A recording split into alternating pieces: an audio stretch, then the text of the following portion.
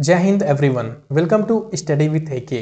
क्या हाल चाल, कैसे हैं आप सभी लोग। आई होप आप सभी लोग बहुत ही बढ़िया होंगे।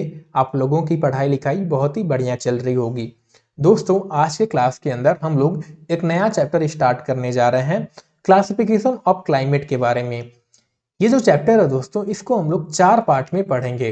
फर्स्ट पार्ट में मैं आप लोगों को क्लाइमेट क्या होता है, क्लाइमेट और वेदर में डिफरेंस क्या होता है, क्लाइमेट की क्लासिफिकेशन की आवश्यकता क्यों पड़ गई और इसको किस अप्रोच के साथ किया गया है, इतनी चीजें आज के क्लास में हम पढ़ेंगे। सेकेंड पार्ट में मैं आप लोगों को कोपेन का क्लासिफिकेशन पढ़ाऊंगा। थर्ड में हम लोग थॉर्ट वाइट का क्लासिफिकेशन पढ़ेंगे और लास्ट लेक्चर में मैं आप लोगों को स्पेसिफिक क्लाइमेट टाइप के बारे में पढ़ाऊंगा। ठीक है। और एक और बात दोस्तों, इस जब आप बुक ओपन करोगे सविंदर सिंह सर का इस चैप्टर को, तो उसमें एक और क्लासिफिकेशन आपका दे रखा है, वो है आपका किसका, त्रिवार्ता का क्लासिफिकेशन। उसको मैं आपको नहीं पढ़ाऊंगा। क्यों? क्योंकि जब आप सिलेबस देखोगे सीयूटी पीजी का, तो उसके अंदर आपका क्या है, केवल कोपेन और थॉर्ट वाइट का ही क्लासिफिकेशन दे रखा है। तो इस वजह से हम अभी इसी को पढ़ेंगे, बाद में मैं आप लोगों को त्रिवार्ता का क्लासिफिकेशन अलग से पढ़ा दूंगा। ठीक है। और जहां तक बात रही इस लेक्चर की पीडीएफ की, तो वो आपको हमारे टेलीग्राम चैनल पे अपलोड कर दिया जाएगा। और इससे जितने भी आपके पीवाईक्यूज बनेंगे जो कि आपके सीयूटी पीजी में पूछे गए हों, उससे पहले डिफरेंट यूनिवर्सिटीज के एग्जाम में पूछे गए हों, और आपके स्टेट पीसीएस में पूछे गए, आपके सिविल सर्विस में पूछे गए हों, इन सब में जो पूछेगा वो मैं आपको टॉपिक वाइज प्रोवाइड कर दूंगा इस चैप्टर से। ऑलराइट, तो इसी के साथ हम शुरू करते हैं दोस्तों अपनी क्लास को बिना किसी और देरी के।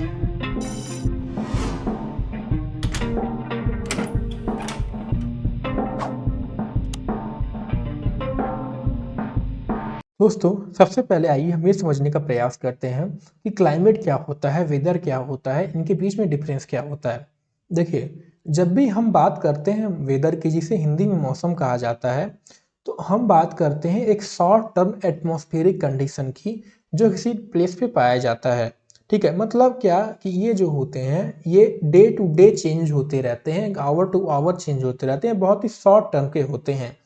लेकिन जब हम बात करते हैं क्लाइमेट की, तो इसी वेदर का एक जब हम एवरेज निकालने प्रयास करते हैं ओवर द टाइपिकली 30 ईयर्स या 35 से 35 साल तक, तो उसको हम क्या कहते हैं, क्लाइमेट कहते हैं। यानी क्लाइमेट क्या होता है, जिसे हिंदी में जलवायु कहा जाता है। They are basically long term average weather condition होते हैं किसी पार्टिकुलर रीजन के over an extended period, typically 30 years और मोर। यानी वेदर जो हो गया, ये डे टू डे जो चेंजेस होते रहते हैं हमारे आसपास के क्षेत्र में, वो वेदर दिखाता है। लेकिन अगर मैं आपसे पूछूं कि पिछले 30 साल का तुम मुझे वहां का कंडीशन बताओ, तब हम बात करते हैं क्लाइमेट की। ठीक है। यानी बहुत लंबे समय की अगर मैं बात करता हूं तो क्लाइमेट की बात करते हैं। ठीक है। इसको याद करने का तरीका क्या होगा, तो आप इसको जानते तो हो, क्योंकि अब देखो बात करो, मान लो एक दोस्त था, इसने क्या किया भैया, अपने दोस्त को फोन लगाया, यहाँ पे बैठा था जो कि था इससे करीब 100 किलोमीटर दूर।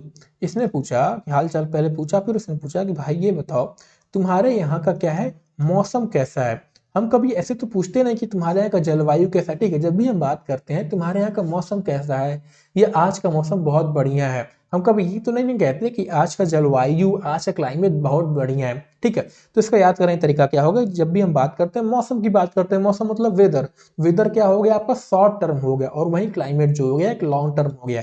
यानी वेदर जो है ना, ये हम ये दर्शाता है कि प्रेजेंट में क्या हो रहा है, या इस शॉर्ट टर्म में क्या वहां की कंडीशन है। और क्लाइमेट जो है ये डिस्क्राइब करता है वहां के लॉन्ग टर्म पैटर्न को, बेसिकली ये बताता है ओवर डिकेट्स या 30 साल या उससे ज्यादा।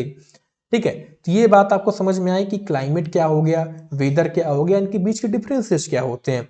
अब हम समझने का प्रयास करते हैं कि क्लाइमेट को क्लासिफाई करने की आवश्यकता क्यों पड़ी। तो देखिए, आपका जो क्लाइमेट है वो डिटरमाइन किया जाता है बहुत ही डिफरेंट वेरियस एलिमेंट से। जैसे आपका टेम्परेचर हो गया, प्रेशर हो गया, विंड हो गया, प्रेसिपिटेशन हो गया, राइट।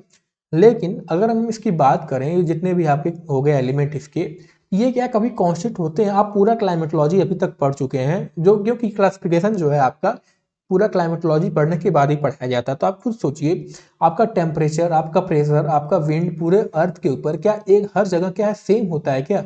नहीं ना होता है। क्या होता है, हर जगह अलग होता है। और क्लाइमेट भी इसी के आधार पर निकाला जाता है। तो इससे क्या होता है, इससे पता चलता है कि ये जो है ये वेरी करते हैं। यानी क्लाइमेट जो है आपका बहुत ही डाइवर्स होता है। क्लाइमेट बहुत क्या होता है, एक वेरी करता है बहुत तेजी से हर एक स्पेसिफिक प्लेस में। तो इस वजह से इसको और सिंप्लीफाई करने के लिए और बढ़िया समझने के लिए किसी पर्टिकुलर रीजन के क्लाइमेट के बारे में साइंटिस्ट लोगों ने क्या किया, इसका क्लासिफिकेशन करने का प्रयास किया, इसका क्लासिफिकेशन किया गया। ठीक है, ये जो क्लासिफिकेशन है ये हमें किसी पर्टिकुलर रीजन के क्लाइमेट को समझने का पर समझने में क्या करता है, मदद करता है। कहीं के वेदर को प्रिडिक्ट करने में मदद करता है, किसी एरिया के एनवायरमेंटल पैटर्न को समझने में प्रयास करता है, और भी चीजें क्या है इसको समझने का प्रयास करता है। ठीक है, तो यहाँ से आपको बात समझ में आई कि क्लाइमेट को क्लासिफाई करने क्यों किया गया, क्योंकि क्लाइमेट जो वेरी एलिमेंट यूज किए जाते हैं जैसे टेम्परेचर, प्रेशर, विंड हो गए, ये सब जो है ये बहुत क्या है वेरी करते हैं थ्रू आउट द एरिया। इसका मतलब क्या होगा, क्लाइमेट भी आपका क्या होगा, बहुत वेरी करेगा, इसके अंदर क्या होगी, बहुत डाइवर्सिटी होगी।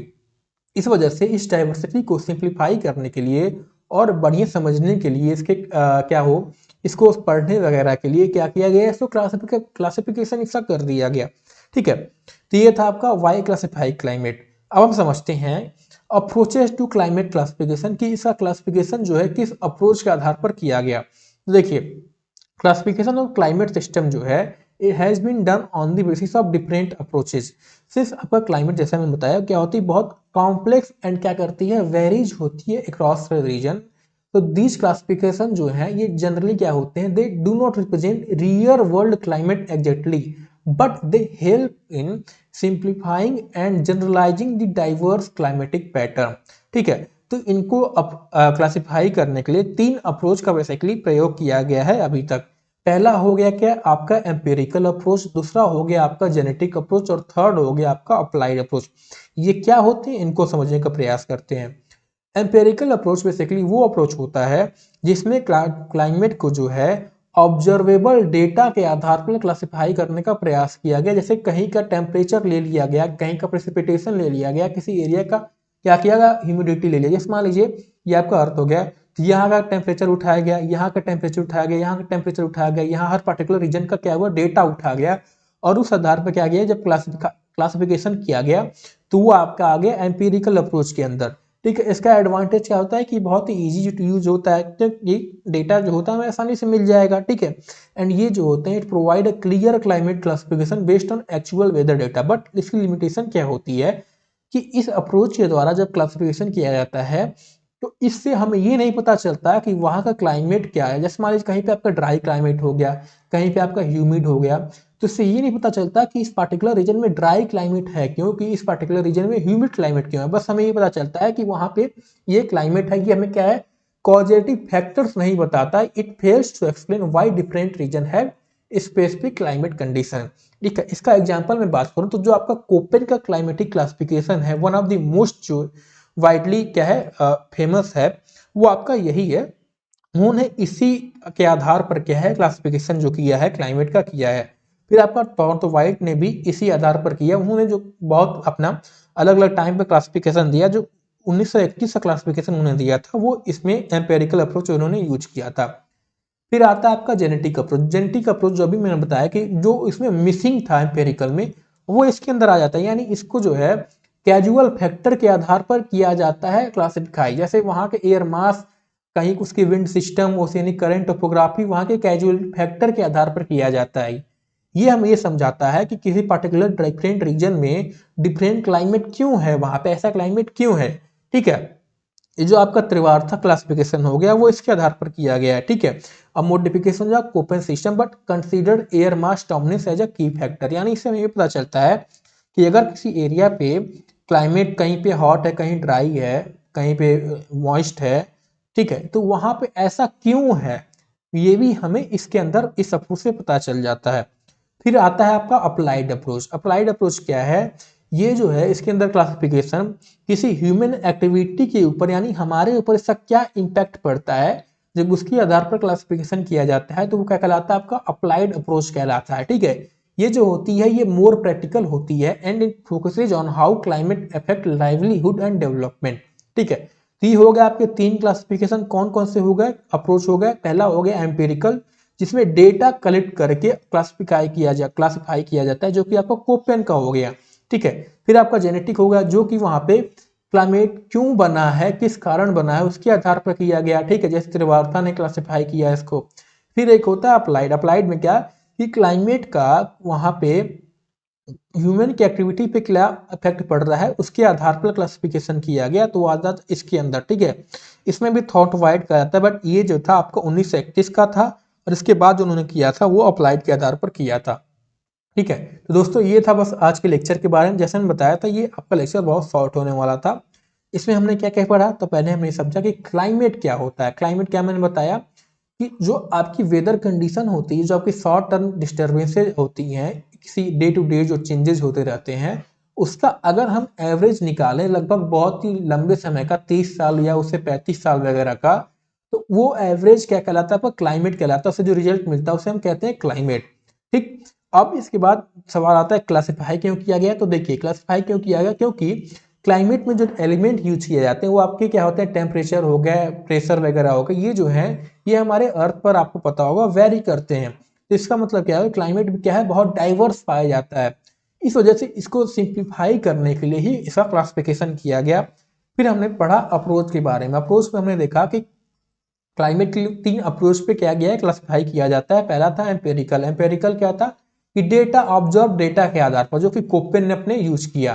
फिर आपका कौन सा था, तो आपका था ये जेनेटिक वाला, जो कि कॉजेटिव फैक्टर के आधार पर था। और फिर था आपका अप्लाइड, जो कि ह्यूमन एक्टिविटी पे उसका क्या प्रभाव पड़ता है उसके आधार पर क्लासिफिकेशन किया जाता है, ठीक है। तो ये था दोस्तों आज का लेक्चर। अगर आपको कोई भी डाउट हो इस पर्टिकुलर लेक्चर से तो आप मुझे कमेंट में करके पूछ लेना। और अगर आपको ये लेक्चर इंपॉर्टेंट लगे तो please make sure to like, share and subscribe this channel, ठीक है। मिलते हैं आपको अगले क्लास में। अगले क्लास में हम लोग कोपेन का क्लासिफिकेशन पढ़ने वाले हैं, ठीक है। तो इसी के साथ हम खत्म करते हैं अपने क्लास को यहीं पे। हमारे साथ ऐसे बने रहिए, अपनी पढ़ाई करते रहिए। जय हिंद।